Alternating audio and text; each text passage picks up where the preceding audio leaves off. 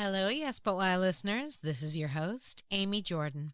Welcome to Yes But Why episode 307, my chat with Fish Sticks comedy founder, Whit Shiller. But first, let's talk about our sponsors. Yes But Why podcast is sponsored by Audible. Sign up today and you get a 30-day free trial at audibletrial.com/yesbutwhy. This is not new, guys. This is a great place to listen to books. There is so much on there. Every month, you just pay a monthly fee and you get access to so many different books and podcasts and really some fun specials. I really enjoyed this one special called Bluebird Memories with Common. Really fun. I know that you will find something there that is really going to, get you going. Maybe it'll teach you something. Who knows? You join Audible and you get a free audiobook download as well as access to hundreds of books and podcasts. And you know that you can listen to Yes But Why there. I know a lot of you already are, and I really appreciate it. Thank you guys for using Audible and the Audible app. If you haven't yet, though, go now to audibletrial.com/yesbutwhy to sign up and get your account today. Yes But Why podcast is also brought to you by podcastcadet.com. Podcastcadet.com is the company that my husband Chris and I run to help podcasters. If you are interested in help with your podcast, just contact us. You can send me an email or connect with me through podcastcadet.com, and then we will arrange a time to chat, and whatever I can do to help you with your podcast, I will. There's a lot of great stuff already on podcastcadet.com, but whatever else that I can do to help you, to connect you with cool people or teach you how to do something or, help you out with some editing, I am there for you. Both Chris and I can help you. He just made a computer for somebody to be like a stronger thing so that they could run their video podcast. Like, we are out there trying to help people like us because we know it's hard and we just want to be there for you. So go to podcastcadet.com, see if there's anything free on there, a video or PDF that you can learn about something already. And if not, get in touch with us and we will help you with whatever you need. And if you end up buying something, mention code YBY20 and you'll get 20% off. Let us help you. Podcastcadet.com. This week on Yes But Why, I chat with improviser, instructor, and communicator Whit Shiller. Based out of Milwaukee, Wisconsin, Whit began his career in improv at ComedySportz and later co-founded Fish Sticks Comedy in 2007. In our conversation, Whit points out that a common thing in life is feeling like you're on the outside, and how improv can make you feel connected to both your scene partners and your audience. This was a great chat with a kind-hearted kindred spirit. I now present to you Yes But Why episode 307, Improviser Whit Shiller on curiosity, connection, and Fish Sticks comedy. Enjoy!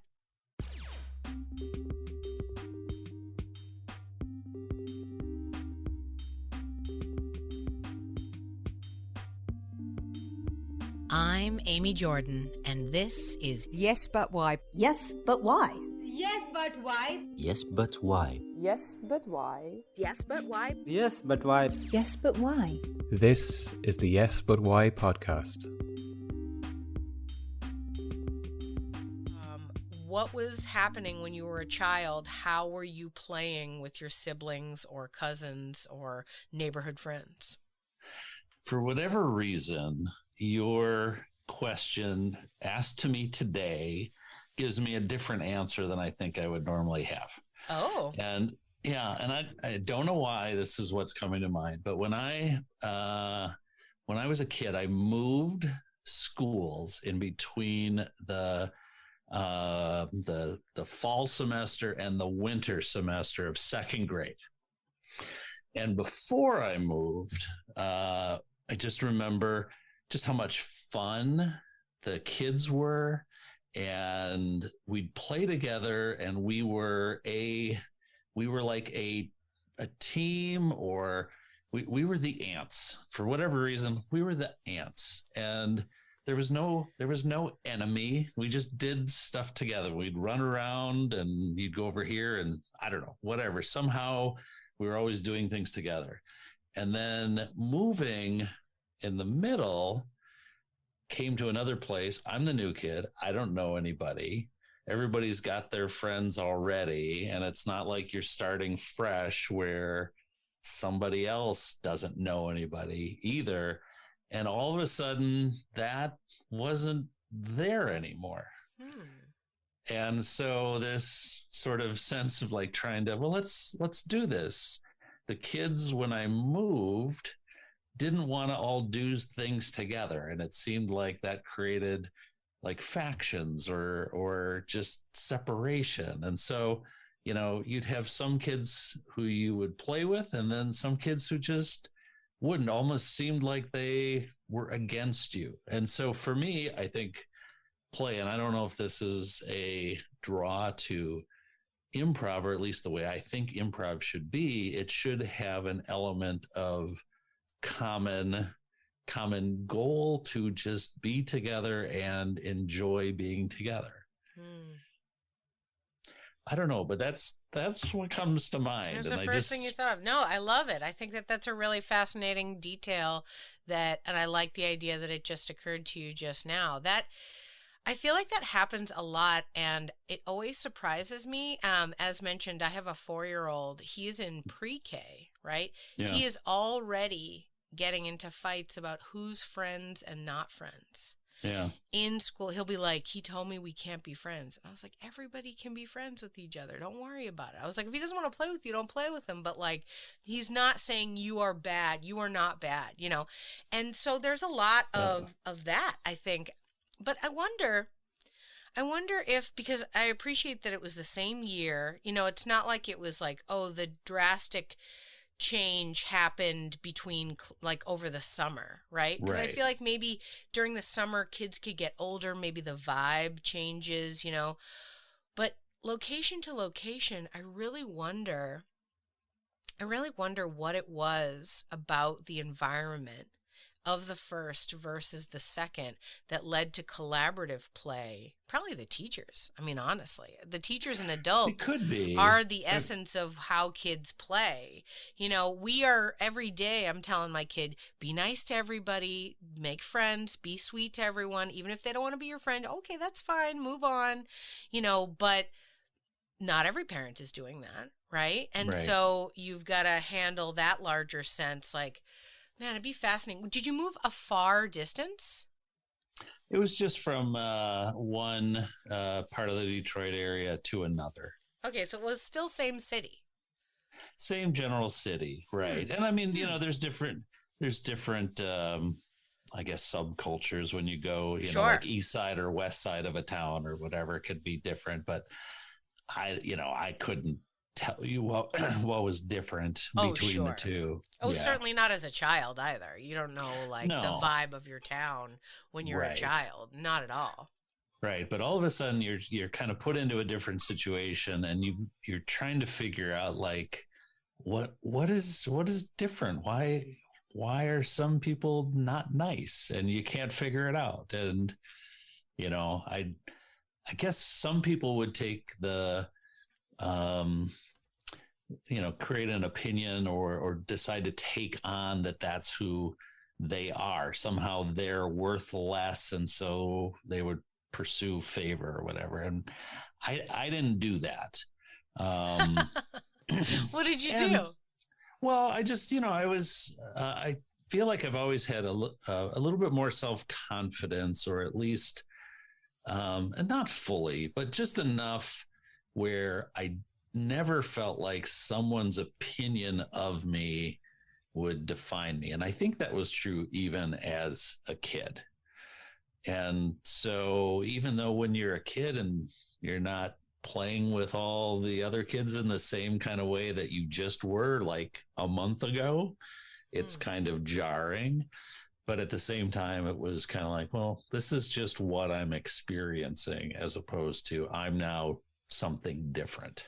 I'm going to say that's probably a huge credit to your parents, that they allowed you to understand that all actions don't relate to you as a person, right? Because that's a big parenting thing, to make sure that your children, you can do stuff that's bad, you can drop things, break things. Just because you do stuff like that doesn't mean you are bad, just means what happened was bad.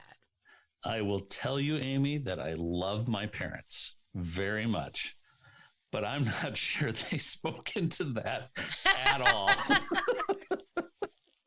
Well, it was a time where it's kind of like, we had them, we'll put out some food, and best of luck, kids. Well, that was a certain generation for sure.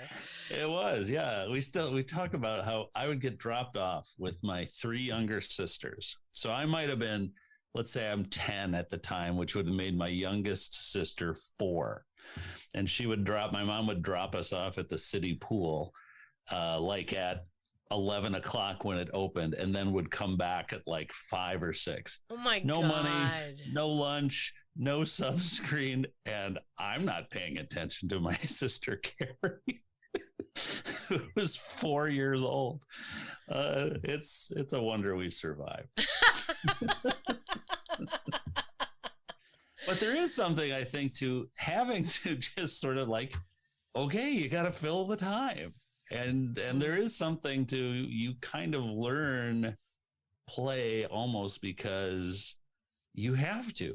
Yeah. And so, maybe as a kid too, when all of a sudden the environment is different and not everybody's collaborative, well, you learn to play and be with the kids who will want to play. Yeah.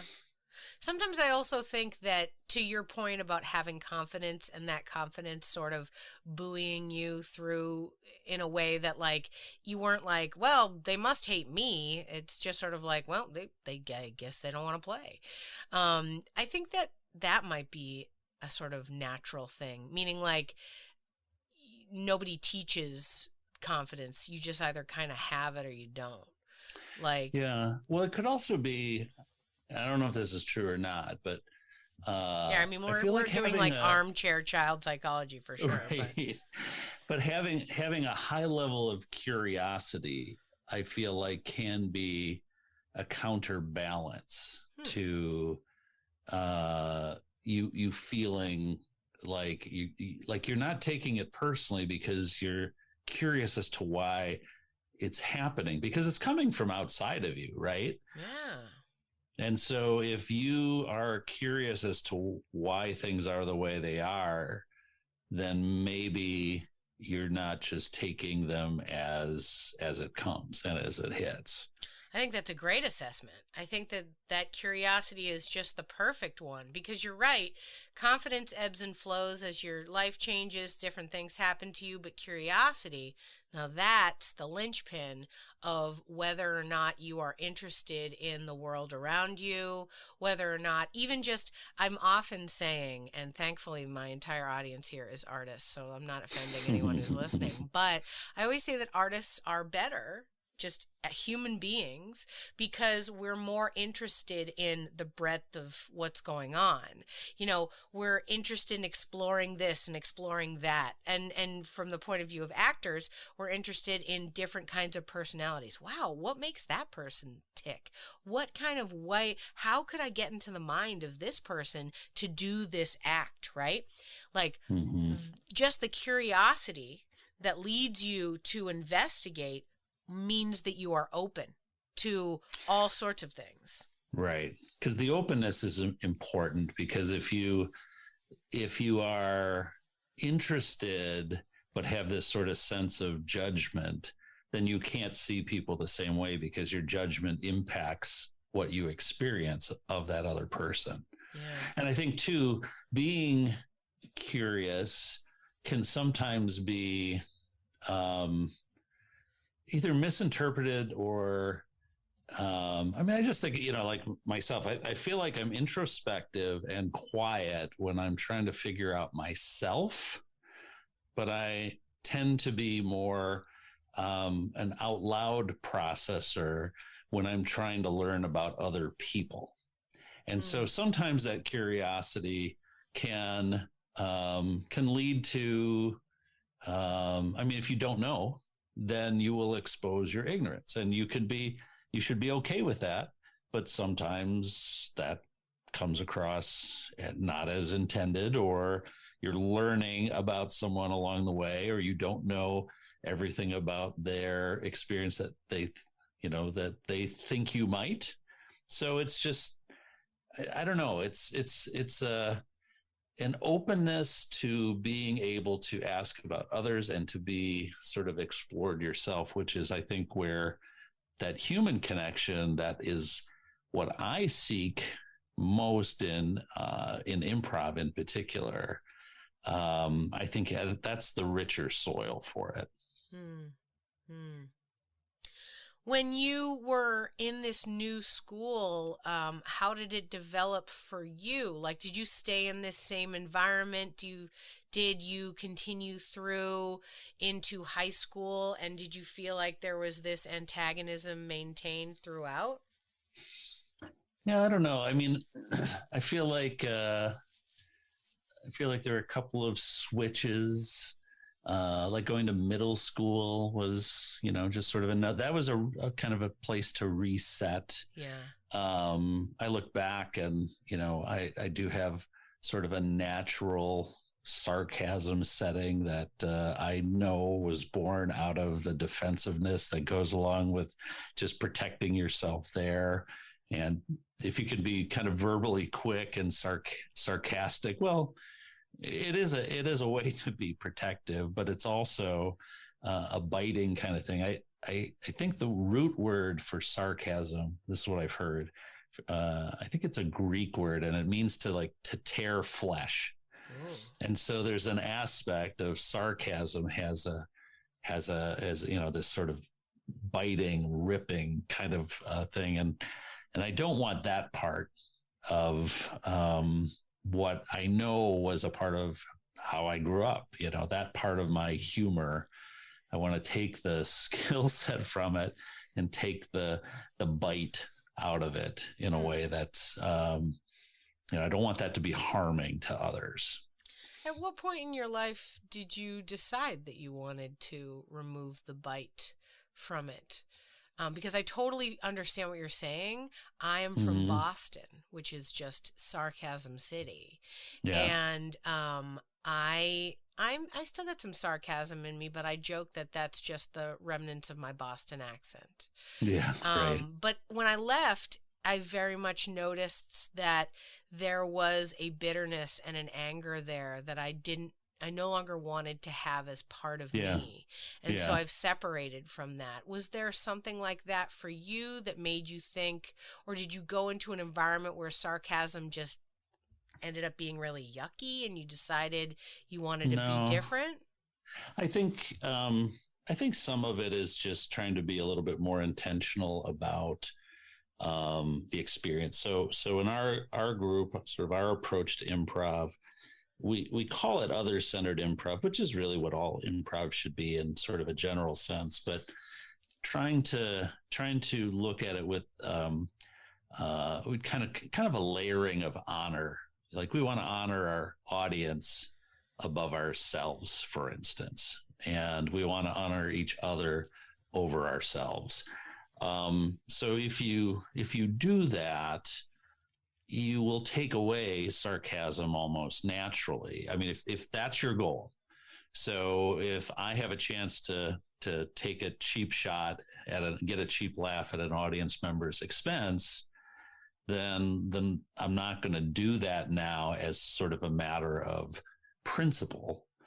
And so we pull back on it. But I also think about some other times where you just think, you're playing along with somebody, some of my best friends, some of my longest co-performers. And I'm just thinking of an instance. I don't remember exactly what I said, but I made some sort of comment and someone else said, I think that was, that wasn't quite right. And so I talked to my friend who he was mentioning it about.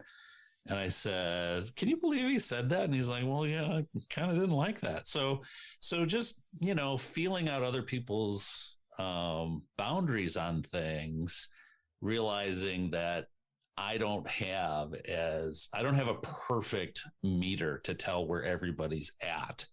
So if I'm going to give someone else the best experience, then that piece of my toolkit I need to lay it down. I just need to lay it down. Yeah. I see. So I see that the connection in your mind is with improv, that improv was what sort of cleansed the way or helped you to better communicate. And I think that that's 100%, like 1,000%. Improv is making us all kinder. It's helping us to share with one another, to care about what the other person is doing. Depending how you do it, though. Yeah. I mean, that's not what everybody does. And if you don't have that same sensibility, then, I mean, you can get laughs and not take that kind of approach. Right? I mean, you've seen it. I mean, I've seen improvs like that, but I feel like they're fewer and far between than they used to be. Like, it used to be kind of a joke, check out this funny thing kind of world. But I mean, across the board, I feel like the yes and kindness thing is a flag most improv theaters are flying these days. I think that's true too, but I also know. Respect your experience if perhaps I am naive, as has been established in our previous conversations. Sometimes I don't see it when there's something negative going on. So, well, but we also don't know what we don't know. Yeah. And when I look at, just trying to figure out, because like you, the pandemic has increased the variety in terms of geography, in terms of theater, in terms of style or whatever, of other improvisers that and interact with. Mm-hmm. And I think there is a strong pull stream preference, set of values that we talk about that would pull to that sort of kinder, more inclusive, whatever it is. The community aspect of the experience has a high priority with a lot of the folks that I think we may be commonly interacting with. Yeah. At the same time, if you go pre-pandemic, because that's just sort of the last time that you can really look and see and have a good sense of what was playing in audiences, for audiences.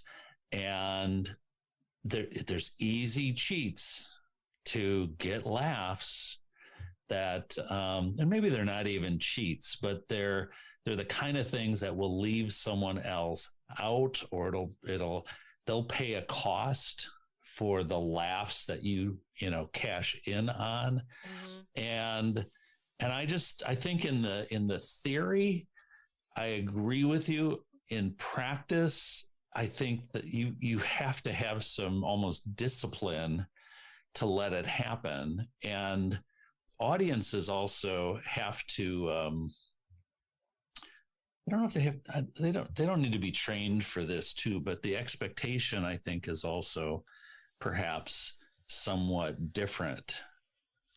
You know what I mean? Because if you think about one of the things that we're trying to do less and less of in the shows that we do, and I wouldn't say that we're doing it perfectly or maybe even well, but trying to reduce the number of references, whether it's pop culture or just general culture or other kinds of things that don't have a universality to it.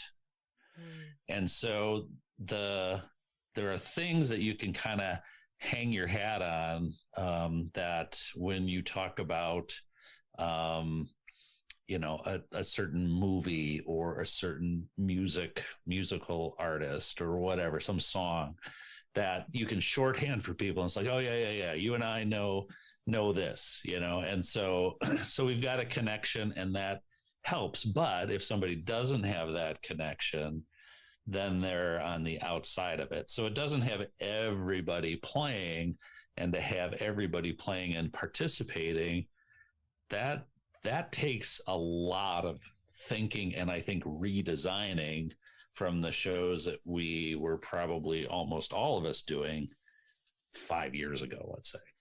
Yeah, I hear that. I think that's interesting. And I also, to your point of references, because I was thinking more that we were talking about like, you know, like easy put down jokes Right. versus, you know, punching up, as it were. Mm-hmm. And I feel like there's, at least in Austin, there are two crowds of comedy. There's stand-up and there's improv. And improv tends to be the kinder crowd, and stand-up tends to be a bit rougher, right? Yeah. But the stand-ups still produce group shows. So a lot of times people are like, oh, well, they're just alone. No, they'll come together and they'll create like a game show or some sort of gimmick to sell a stand-up show where it's like, we added this element to it, like heckling or half the people are drunk. Can you guess who?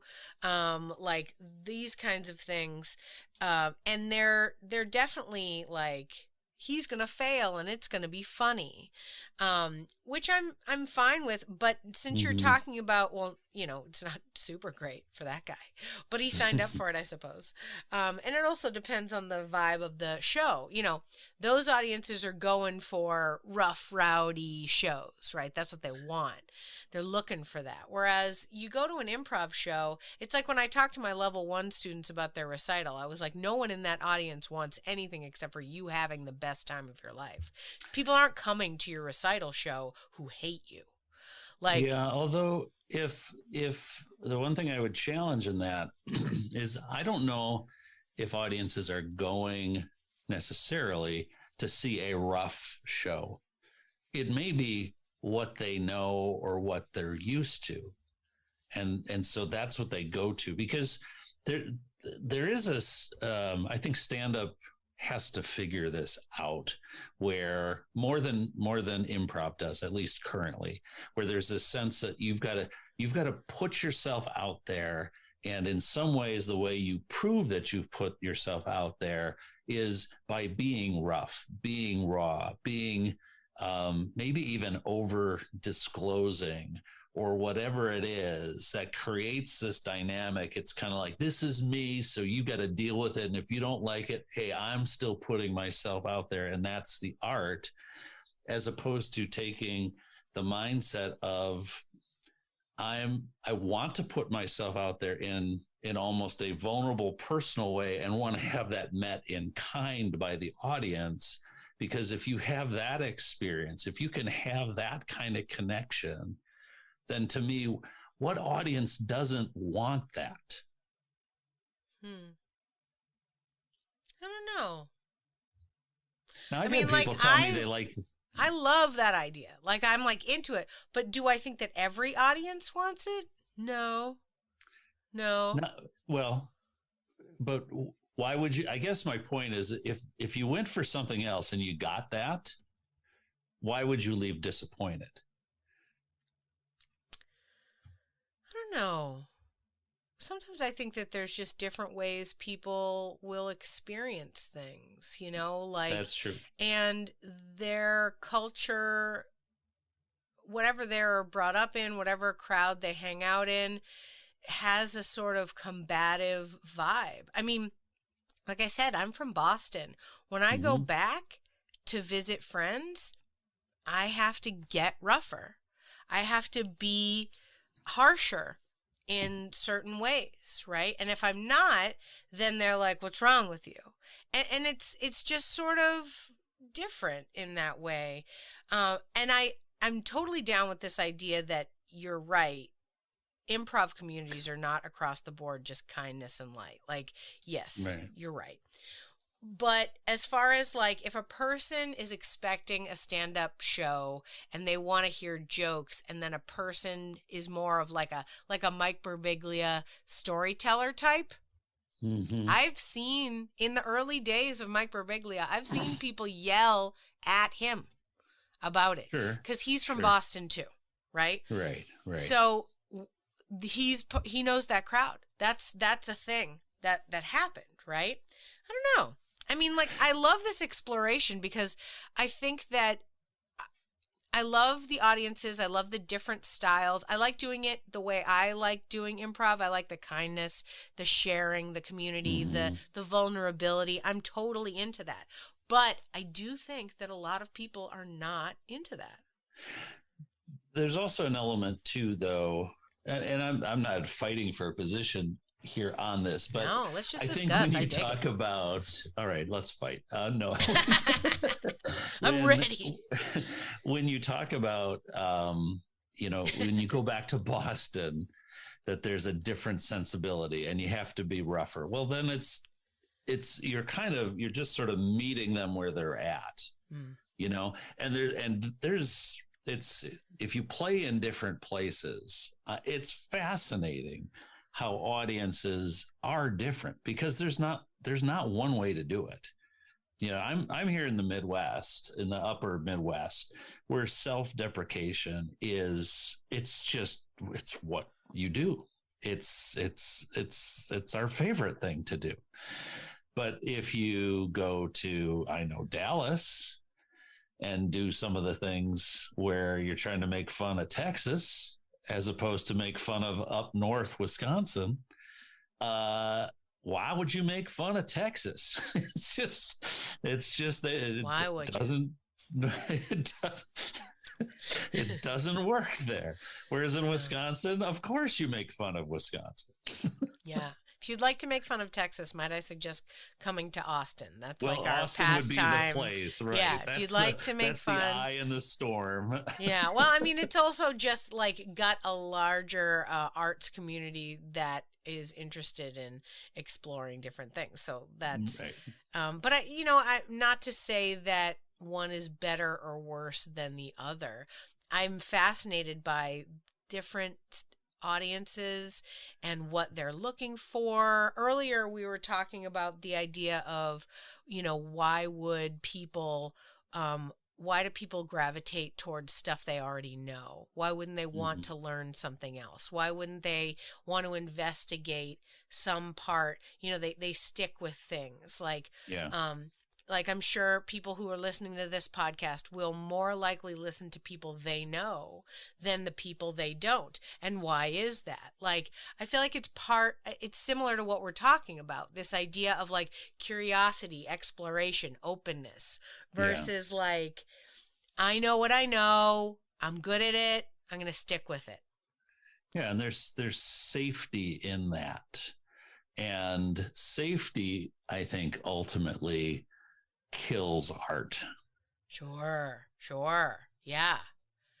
You see that in, just if, we do mostly short form. And if you do a short form game too often, too close together, it can easily get stale because you end up going to just naturally you follow some of the well-worn paths, and sometimes those work out just fine for the audience, and the buttons that you can push, and to a certain extent maybe that's okay, and maybe you should do that sometimes for the audience. Throw them a Scooby snack and here you go. But if you're really trying to be in the moment, you can't be in the moment if you had been in the moment 400 times and you just can no longer muster up the acting chops, or maybe just sort of the mental space to treat that as all new again. Yeah. Which I think is actually easier in scripted theater than improv, because what you always have in the back of your mind, I'm going to make this up. And the second you stop making it up, you are out of improv. And now you are not going to project that reality nearly as well. I wonder too, though, in scripted theater, if like say in like a month-long run, there's an ebb and the flow of when they're in it and when they're not.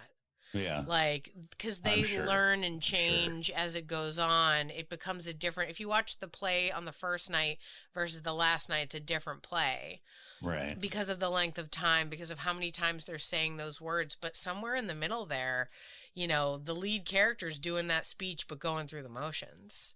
They're Yeah. just saying it the way they know you want, but they don't really know what it is. They're out of it, you know. It's not quite as connected as it was before. I think there's a distance all artists can have if they try to get out of the moment, you know. Right.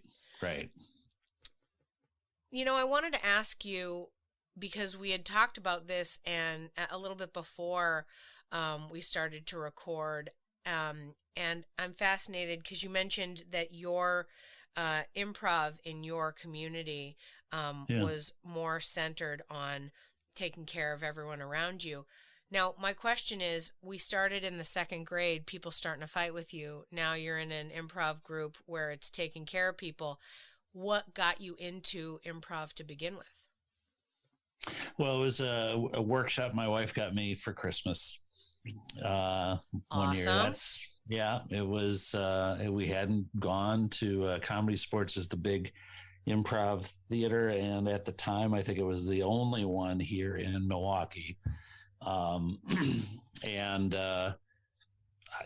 she just decided to get that for me. And so I did the 101 and had a good time with that. Decided I'll do the 102, 103. And then it was like, well, if I don't get passed through to 104, I'll stop. And then it became, at the end of that, you could get asked to join the minor leagues. And I said, if they don't ask and I don't make it, then I'm out.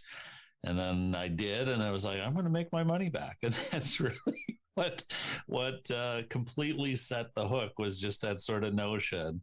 Now that, you know, that was something that happened pretty quickly. I don't know how many shows I did over 7 or 8 years with ComedySportz before we started Fish Sticks Comedy in 2007. We just passed our 15th year anniversary of that, which was kind of fun. Yeah. But that's what did it. You know, it wasn't something that I aspired to. I don't think I would have signed up for it on my own. I think my wife still is happy she made that choice of giving me that as a gift. But yeah, here we are all those years later. I mean, do you think you would have, we've had some deep talks here about, like, you know, curiosity and openness. Do you think you would have come to these conclusions without the experience of improv? I don't know. I mean, it's hard to say. I mean, the path that you're on is the path that you've taken. Yeah.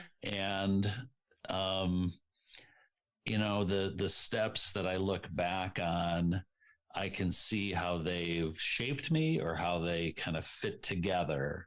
For me, what has been kind of a common draw is trying to share authentic life, both with those that I'm in relationship with and also with those people that I'm around, to help them experience what that is in their communities and their families. And you know, that's sort of what is a pull for me. So in some ways it seems natural that improv would be there. It's kind of hard to figure out how you could extract what improv has been in my life from the rest and know.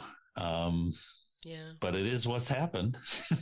Yeah, no, I mean, I get you, and I appreciate that you even, you know, answered the question when it's essentially like, well, I don't know. I didn't live another life. This is my life. This is the one I have. So that's it. But I do think people sometimes judge those things too. What do you mean? Well, so, you know, I've got a couple kids in college, and I've got one who's was trying to make a decision, like whether he transferred and whether he took, you know, does he go to the left or to the right, essentially. And, you know, I had those decisions along the way, but if you look back with regret on them, then you've stopped making the most of the decisions that you did make.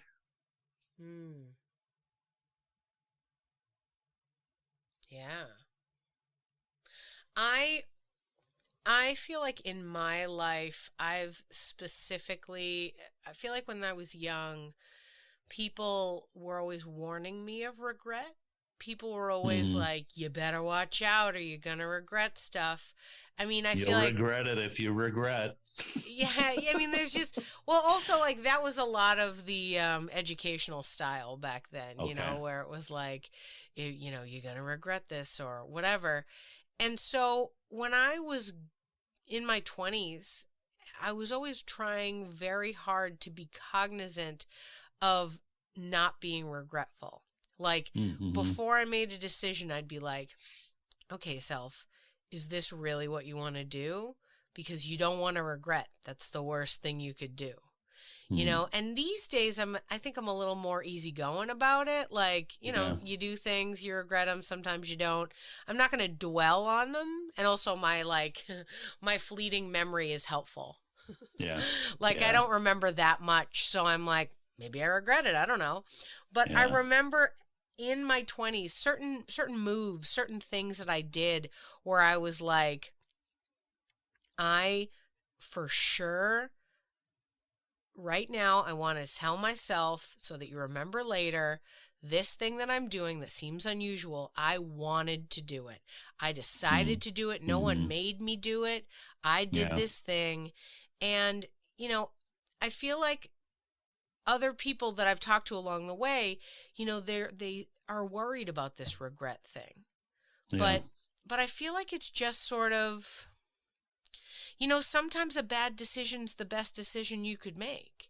Even if it blows up in your face, maybe you needed to make it so that it could blow up in your face and change the thing that you were doing. Like the lessons you learned from this experience, while that experience ended in what might be seen as failure, will enable you to succeed in something else. And it takes a while. Even to talking about earlier, I was telling you about the theater I was part of that crumbled. Yeah. And I've told that story before, but like on the podcast, so people know what I'm talking about. But like I feel sad sometimes, but I also really know that the time that I spent working at this theater was worth it. And I did good things and I connected with good people. I made good changes in people's lives. Like some parts of it were not good, admittedly. But like I wouldn't change it. Like I would continue to make the same decision. I mean, I don't know if I went back and met that guy again and was like, hey, you want to join a theater? I probably wouldn't be like, yes. But you know, I learned so much, and the experience of it breaking down and building back up has been so formative for myself, for other people involved, for the community, that I'm like, I hate when negative things happen. Even the pandemic. I mean, we would not be having this conversation. We would not know each other, Whit, if not for the pandemic. You know what I mean? Like, there are parts of this terrible thing that happened that have opened me up to the world I didn't even know was there. Yeah. You know? And so I feel like the larger sense of it is I try, and admittedly, you and I are older. You know, I'm in my 40s. I assume you are too. We've made decisions, we've lived with them, we've moved forward, and now we're old enough to reflect. And so because of this ability we have to reflect and go, well, it wasn't that bad, and the distance from it, you know what I mean? Yeah. Then I'm able to say, yeah, you know what? Sometimes you got regrets and it's fine. And maybe when I was 25, I wouldn't be so easygoing. Yeah. So when I think about just sort of the topic of regret, you know, that's a human thing, right? And how do you put that on stage? And the regrets that I have, I feel like they're more like, they're in some ways kind of small moments. Like, you know, like I said something and it came out wrong. And it's like, ooh, that stung and it stings me, or whatever it is, you know, or I failed here or there, and it's like in that moment. But if you and those are things that I think you can play with, but there's also those elements where there's like, you can have real regret if you decide, for instance, to get into a long-term relationship with someone that you know is going to minimize you, make you less, whatever it is, and you choose to do it for whatever reason. That's a different kind of regret. And I haven't had that kind of macro regret. So, I don't want to overstate the fact that you can just sort of make the most of everything and it turns out fine, because that's not how life goes, right? No. But and there are also circumstances that surround, I'll just say that, kind of surround me that make some things easier, right? And so Totally. so you want to be able to understand and explore and grow from all of those kind of things. And so I don't know. I don't know exactly where I'm going with this. It's okay. Entirely, I like right? I like the vague discussion that we got into, and I feel like it's valid for the point of view of like how you're going to be an artist and like what decisions are you going to make and how you're going to get into it. But I guess I've been asking you a lot of hypotheticals about like, what if this and what if that? And it's like, Right. well, that's not what happened. So to tighten back into what you did do and not what you could have done. Okay. In the scenario of you getting involved in ComedySportz, you started doing shows, you started getting involved. But it's not your main thing. You, like you said, you did Right. not like, you're not like, oh, I always wanted to be in theater. That's my thing at all. So like, what keeps you coming back? What made you start your own thing? You could have just continued with ComedySportz. You could have just played somebody else's game, and that's great. But you decided to do your own thing. What is it that buoyed the love for you? Yeah. Well, some of the leaving was, if you will, it was kind of gradual. There was some circumstantial elements to it. With some of the consistent players there were moving on. One of the guys went to Mad TV. A couple went out to LA. A couple people dropped out. It just was a time where there was some change going on, and at that time just decided with a couple of other people that we would just try this thing to do some kind of community oriented, et cetera, kind of shows. And it just sort of started going from there, and it kind of took on its own momentum. And all of a sudden we were doing so much that doing a show or two or three or whatever at ComedySportz, it just wasn't room for it with, my wife and young kids at home. Going Friday, Saturday, Sunday, and Tuesday or Wednesday every now and then for shows every week was not a good choice. I would have regretted that choice.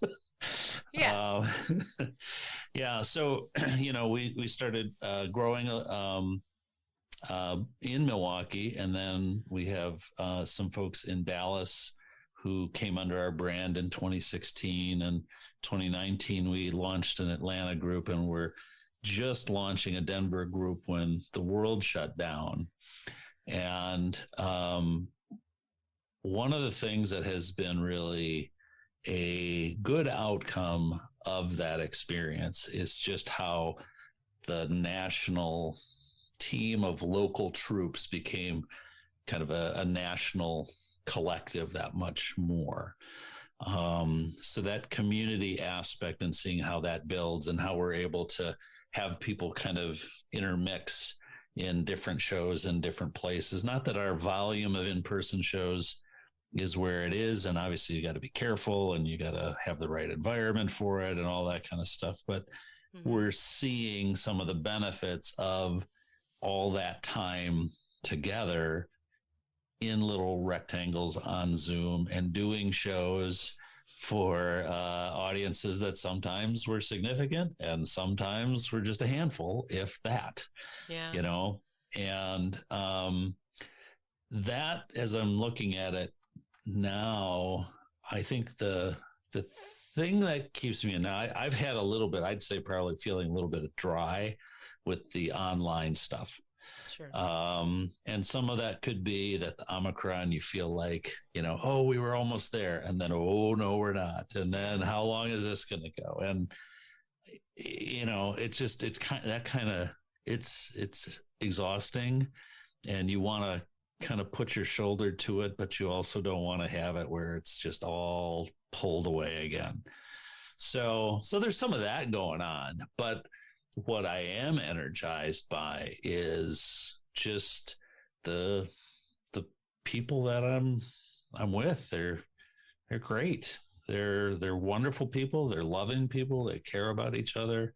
They care about their audiences. They want to be about doing positive things. I want to find my way to, just kind of promote and push them up more, is becoming more and more of, I think, what is a motivator. I still, I love the stage. I still think I do okay on it. But seeing someone else have a moment is becoming that much more of a motivator than maybe it was before. I think that's growing. It's just you just see it's almost like it feels family-ish. Yeah. So that's a good thing. That's a really good thing. You mentioned that you're spreading out to different cities now. Is the groups that you are starting in the other cities, is it based on your other centered improv theories? Like, is that how you're developing these groups? Are you like, this is the way we think about performing? Do you want to perform under that umbrella of theory?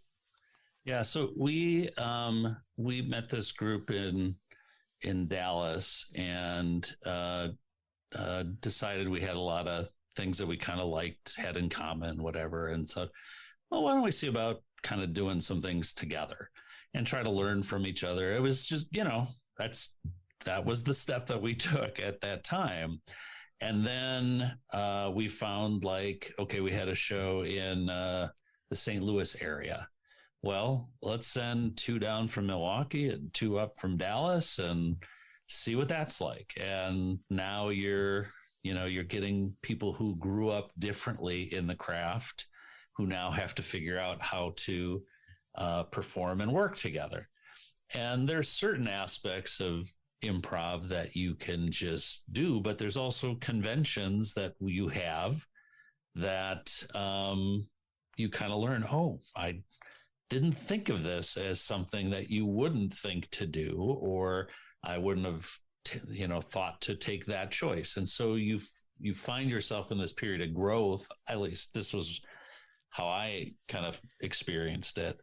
And as we looked at being able to serve more people, and of course there's good theaters doing good work all over the place, but it helped to have people in different parts of the country to make it easier to do a show in this area or that. And so knew some people in Atlanta, talked a little bit about it. And so we embarked on doing a training to say, okay, this is what we're about. This is how we do things and think about things, so that if we end up sending somebody from this local troupe into another context, that there's enough trust and commonality that you just be together and not have to be thinking through how do we do this? What are the rules? What are the values or what have you? You can just kind of plug and play that way. Sure. So we did a remote, mostly training session where we did Skype first. Sure. Now we would do Zoom, but everybody in the room in Atlanta or Denver would be together, and the instructor for the day would be, kind of zoomed in. Yeah. And so that hybrid kind of model, I think we got to figure that one out, because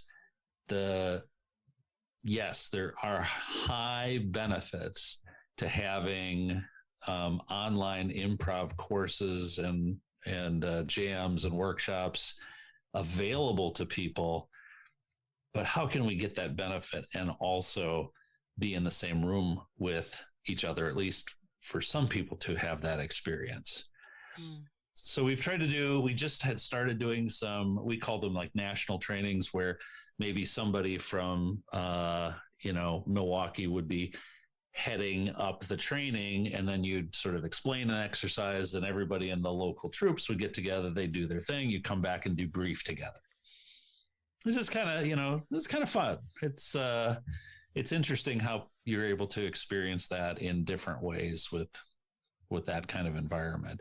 So that was our process. And then we'd go out and we'd have a showcase show or two as kind of part of the auditioning and casting process, where we'd go live and do that. So yeah, you guys seem to have a finger on the pulse of the global community before anybody else did. No, I mean, you guys were doing these. Well, yeah, but everyone is doing troupes that are from 1,000 different places now with the online stuff. You guys were trying to develop a connection amongst different communities across the country. Yes. Using Skype, doing these like coaching sessions. These are all things that I hear about now, like as new things. And you guys were doing them for years. So like, laugh at me all you want, but you guys saw potential in this and using technology in a way that other people didn't, for connection, for finding community, even if those people don't live in your zip code. And that's really great. That's like amazing. Yeah.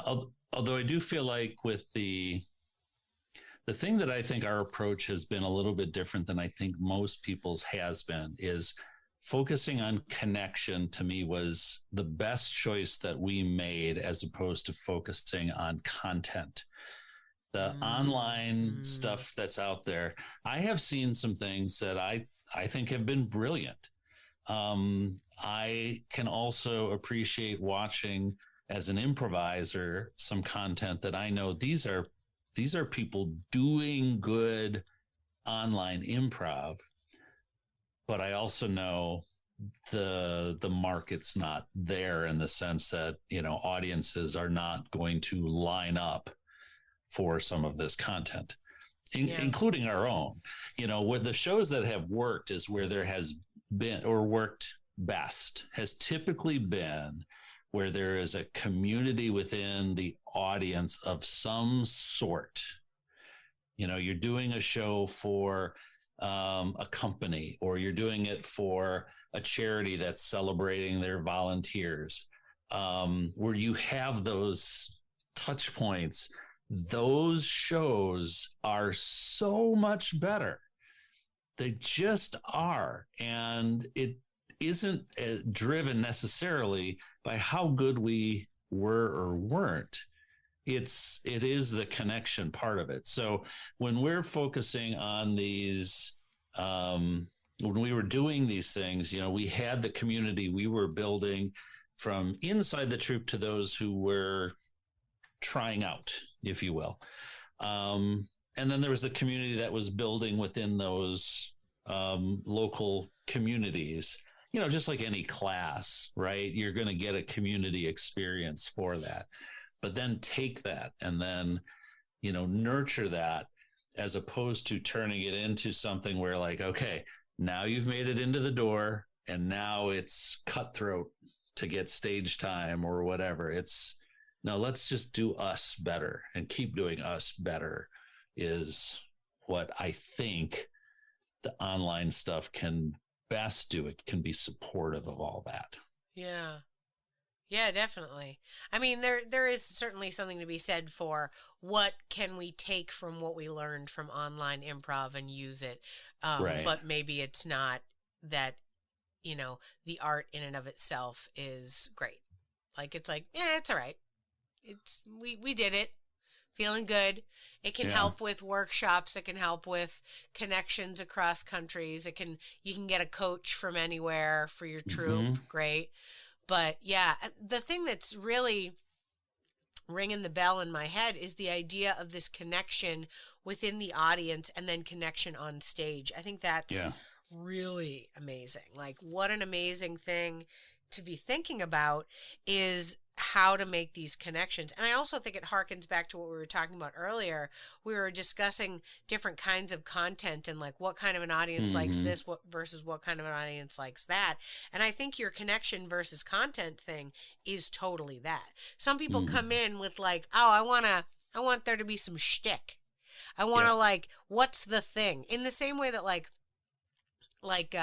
doing an Armando where somebody tells a story and then they do scenes based on that story. There's a bunch of different versions of that, but that is a shtick that then creates a community experience within all of us. And then that community is what buoys the rest of it from there, right? But, you know, if it's just, I love this idea of like doing a show for a charity and they're all connected on that. So it's like, oh, okay, great. This is our common ground that we can work from. Those are great ways to look at creating and great ways to look at using improv for groups that maybe aren't just your average theater audience, for sure. Right. Yeah. Well, and there's I think a common thing in life is feeling like you're on the outside. I don't know anyone who says, yeah, I always feel like I belong everywhere I'm at all the time. I think most people feel the opposite. And by trying to internally be the kind of troupe that brings everyone in, creates a safety that should lead to better, not only better community, but better improv. I think it's the same thing in the audience, because if you have someone who's on the outside, or who would typically be seen as on the outside, and then they feel like they're in, it blows up a room in a different kind of way. Yeah. Like we've had some experiences. I don't know. It seems like the game Story is one where we can bring a volunteer in. And sometimes you have some volunteers who really aren't that great. They're usually the ones who are kind of trying to, I don't know, kind of showboat for themselves. But I've had a couple experiences. And I just think of this one kid. He came up, and you could tell he had some speech issues. Just his affect was such that you could tell this was not the popular, kid in the class. But one thing that I do appreciate about the generation today versus when I was a kid in high school is there was more support for him. And I just remember, this kid came up, we had him in, and we together helped him have a moment, and the whole place just exploded because of what he got to experience. Well, he got to experience that moment, and we all did. And now you've got a shared experience that is just, it was, those kind of things are beautiful. Yeah. So seeking those out takes work. Yeah. Yeah.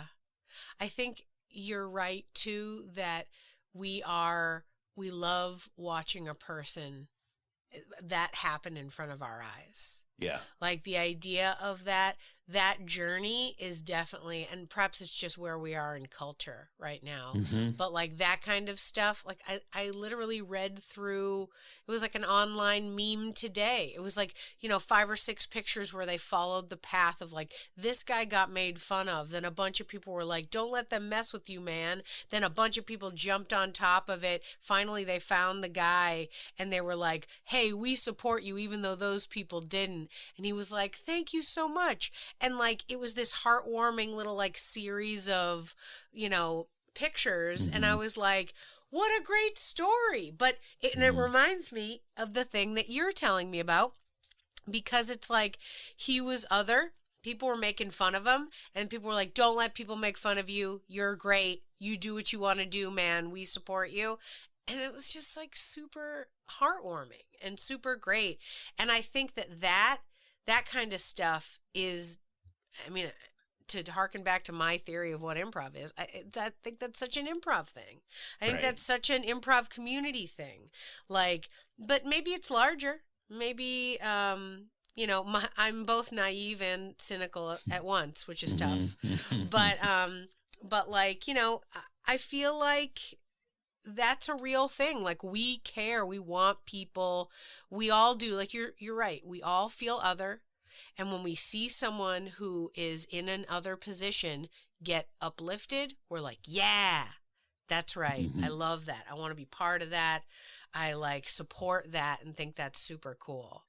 Yeah. Though the other side of it is that there are people who are against the others getting raised up. And I think it's just because they themselves have never been able to rise above their own otherhood. Yeah, I think it's again, do you have sort of this zero-sum game kind of idea that the world is small? Because, you know, in some ways, this moment that we're talking about, and I know I'm not given the full description of it, it wasn't a moment where, you know, like it wasn't sort of a raising above. To me, it was a moment of being seen, and like to see people and to see them as valued, because they're a human. That is something that is strangely not universal. And I suppose that there's all kinds of reasons why it's not universal historically. I'm not saying they're good reasons, but in terms of like what we should be aspiring to, and I don't know if tolerating is the right word, or, I mean, it's just like we should all be on board with this notion. And we are at a time where we are creating otherness in society because we stop seeing the humanity in others. And I worry a little bit about that in terms of how if you sort of look at, okay, here's how we think about things. You and I decide this is what we share as common values. And then there's someone else we can identify who doesn't share those values. For whatever reason, I feel like the society that we're in, you and me, Amy, here in the US, maybe it's because it's white America or whatever it is, would somehow lead to that those are those people now. And the minute you create those people, you have diminished yourself and them, and you've not raised anybody up. And so if that's part of what we're trying to do in improv, then we need to be all in on that. Yeah. I mean, I think what's tough about you and I having this discussion is that you're right. We probably both come from the same point of view. We have had equally pleasant life experiences. And I mean, because you were talking about, oh, I've had it easy. I was like, oh man, I have it such easy. Oh, people are so nice to me. And it's I try to see past that, you know, like this has just been my life experience. And it sucks that I don't understand, you know, this other thing that's happening, but this is my life experience, and I want to be open to whatever life experience it might be, right? Whatever you have, I'm fascinated. Tell me how it is. I think, you know, even just saying that out loud brings us back to our number one discussion, curiosity. I think if you are a curious human being who is interested in the world and the people around you, then you're going to be able to see kindness and sweetness and maybe even, get that reaction from other people. But if you're not, and you're like us versus them is very much the opposite of curiosity. It's like, I do not want to be curious about you. I want to tell you how you're wrong or different from me or both. And I'm not going to be part of it. But, I think that, to go back to the other thing we were saying, I think improv's a great skill. I think improv is a skill to help us develop empathy, to help us further develop our curiosity. Like, all is not lost. Like, if somebody listening to this, because again, the other part of this is my audience is all people who are going to be similar-ish to us in that they're pro improv, they're pro curiosity, they're probably theater people, right? So, but the people who need to hear, it's okay, you can be open to this, aren't listening to this, right? And it's really just a matter of, that's why I love improv. That's why I love that your improv's all over the country and that you're trying to connect with people in different places. That's why I like that when you do an improv class, you don't know, or improv class or improv show, you don't know who's walking through the door to experience this for the first time. Like, or, right. You do a show for a hospital and they're like, I didn't even know that improv was a thing. Like, great. The more people we can let know, hey, being curious about other people and exploring the world and letting people be who they are without judgment, it's a pretty okay way of living. It's helpful, and I don't know. I feel like improv is a big part of that for me. That's what I learned. That's how I got into it. And that's what I continue to see as I meet new people doing improv. So that's why improv always gives me huge hope. And also why I think the work that you guys have been doing, making connections over content, trying to connect with your audience, like the idea of connecting the audience was like a mind blown moment for me when you said that. I was like, oh. Because as I may have mentioned in the pre-record, I have a slightly antagonistic relationship with an audience. Occasionally, I'm like, you don't like it? Too bad. But,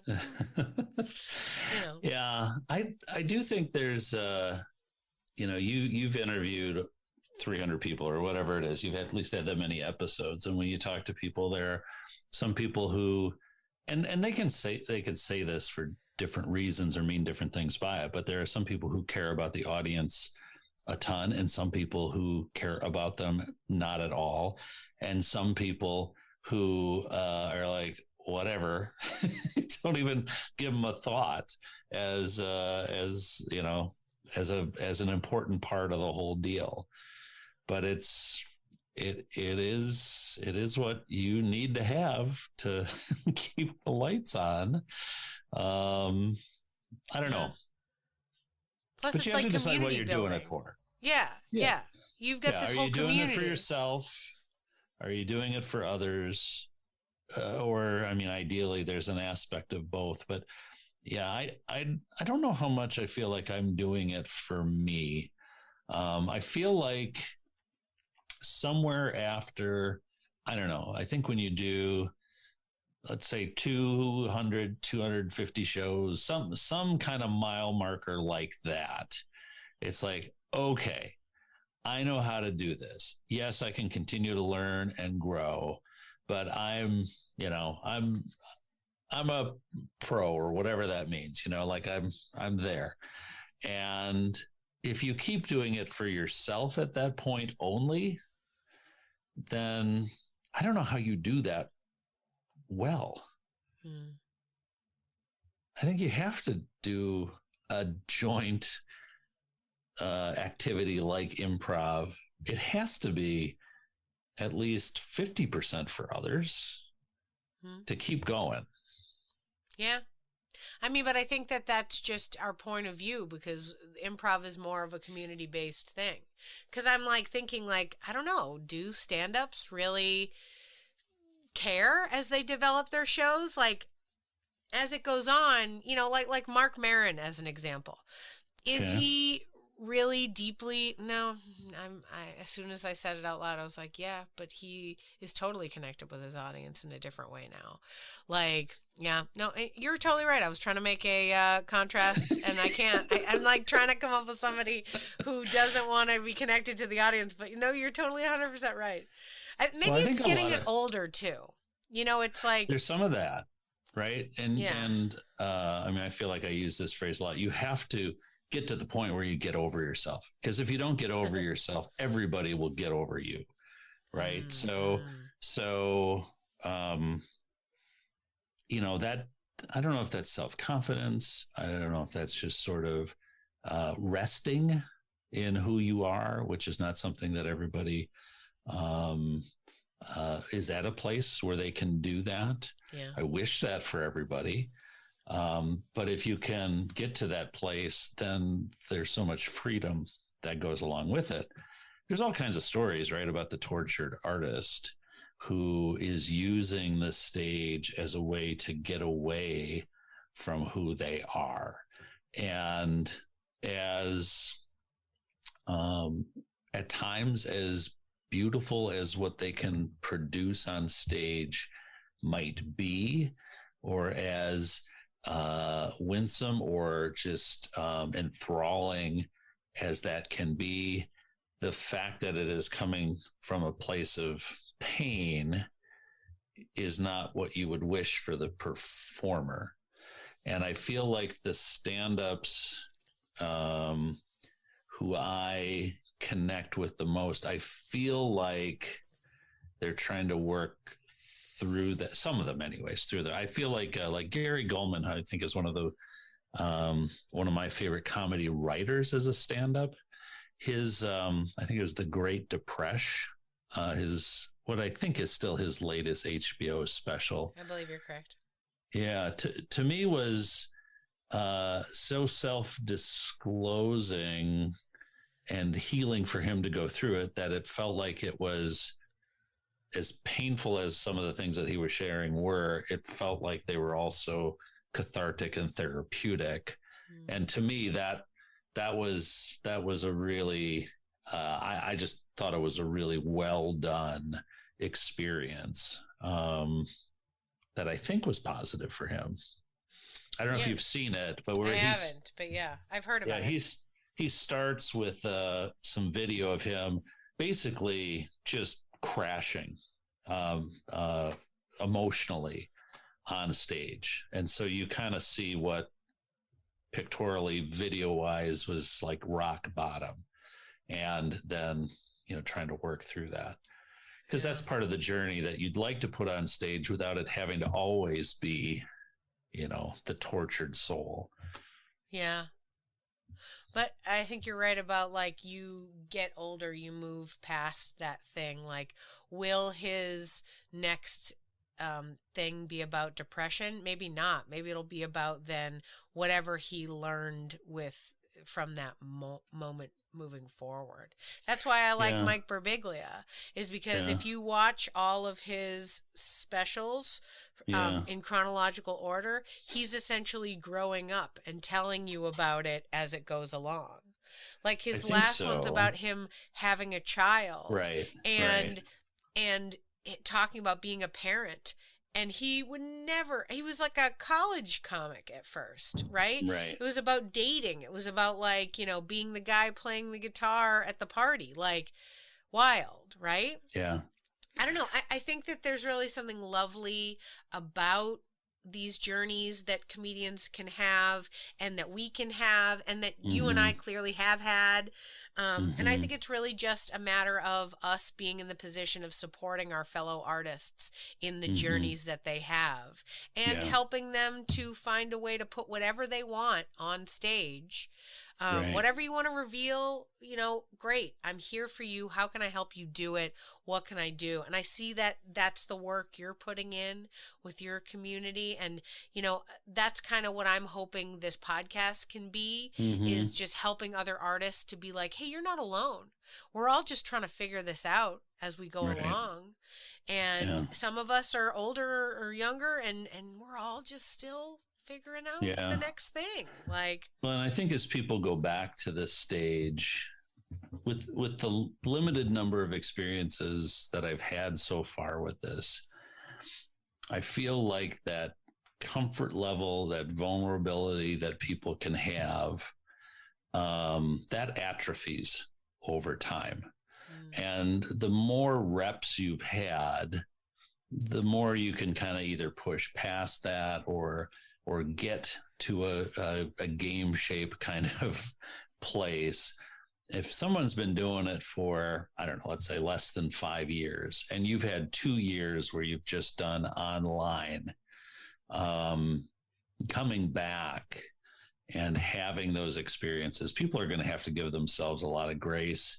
We're going to have to give each other a lot of grace. Audiences still, I feel like, I think there's just a lot that you've got to sort of figure out. What are the new norms?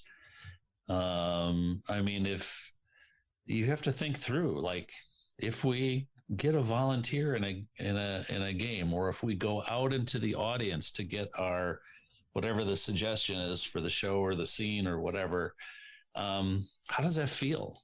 You know, because there's that sort of sense of safety that we have to get on so many different layers that we just used to take for granted.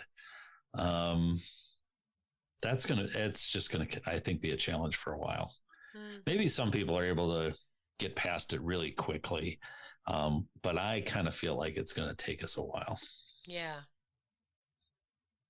Yeah, and I think there's also something to be said for the way that audiences react, like what kind of an audience you have, just even go back to that, like what kind of audience it is, how comfortable are they? Are these the kind of people that have been going out to bars for months already? Like, or are these people who are like, this is the first show they've left their house to do? Right? Like, that's a different vibe. But you can kind of, I mean, certainly when you go see a famous person, you can gauge the crowd that you're going to go see. And like know a little bit about what it's going to be like, because that person's got a consistent community that follows them around. And if you're in that community, you're aware of what the vibe is, right? Which is, again, what I think improv kind of has. It has a community that wants to be supportive of it, that is involved in it. And, you know, honestly, how do I think you make new improv audience members? I think you get them into classes. Well, so that's, you know, that gets a little bit to the discussion we were having about people going to what they know, as opposed to going to what they don't. So yeah, if you've got a stand-up comedian who you've seen their set, you know, they might speak to certain things that, you know, oh, okay, I'm going to relate to this because whatever, we've got these commonalities, or it's just what seems to appeal to me. And that creates this smaller subset. So in improv, most theaters, most improv communities have taken the notion to say, kind of what you just said, Amy, is that it's going to be the kind of people who would take an improv class, which will be our improv audience. Or maybe they extend it a little bit and say, okay, well, this will be a theater type crowd that will also kind of mix in with our type of crowd that will take an improv class. But we end up being limiting then. And if we're limiting that way, we're also limiting them based on who we might be connected to encourage to come into an improv class. So our circles are drawn, I think, too small, which is why we haven't been a workshop led group. We also don't have a home theater. So we've kind of had to learn how to find places to play, which are rarely inside of a theater, you know. So for us, the audience, this is one of the reasons why I feel like we've been able to travel a little bit more. And It's not going to festivals. It's going to gigs where someone's bringing us in that has nothing to do with improv. It's because we're looking for ways to create a broader circle. You know, and I'm not saying one's right or wrong, but I do know that a lot of improv communities kind of bemoan the fact that they're not able to generate enough of an audience to support the community, but maybe we're not helping ourselves out as much as we should on that. I think that's a fascinating take. I think that is a call for more openness and a call for, you know, inclusivity even in a larger sense than you could even imagine. And I think that's really great. That's like taking extra steps past what we're already talking about when it comes to inclusivity. It's like, you know, don't judge these people. Try to convince them to come to this show. Maybe they get something out of it. Don't judge. Oh, they're not going to get out of it. Oh, they don't get it. They're not like me. Yeah. You're another seeking to make another. If they don't get it, in some ways, we would rather figure out how to solve that than just say that's how it is. Nice. That's a great way of looking at it. Oh, yeah. I'm just soaking that into my brain right now. Oh, man. Yeah. Well, I think a comment like that stuck with me early on, and I feel like it fed a little bit of that sort of mentality. I just, and I'm forgetting which of Mick Napier's books it was, but he talks about how his first long form show, there were aspects of it that just sort of confused him. I think like the notion of a back line, I think was one of them. And maybe a couple other things too that he mentioned. And so what is it about that might not be accessible?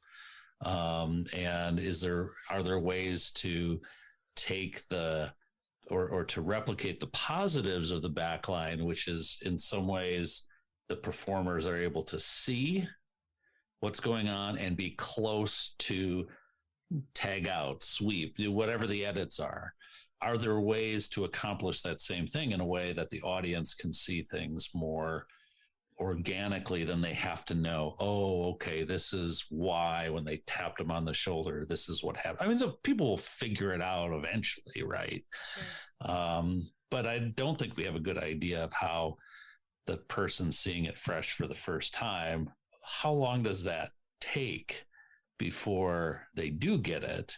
And what is the impact on the show and the audience experience and the show experience as a whole if we've required someone to get 15 minutes into the show before they know what's happening?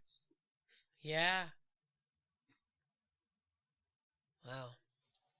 This is some great chats. This has been a wonderful discussion. So exploratory when it comes to how we are developing our audiences, how we are connecting with not just our audiences, but the other people on stage with us, and a larger sense of like that yes and mentality of improv and how that can be used. Whit, thank you so much for being on this podcast. Yeah, thank you.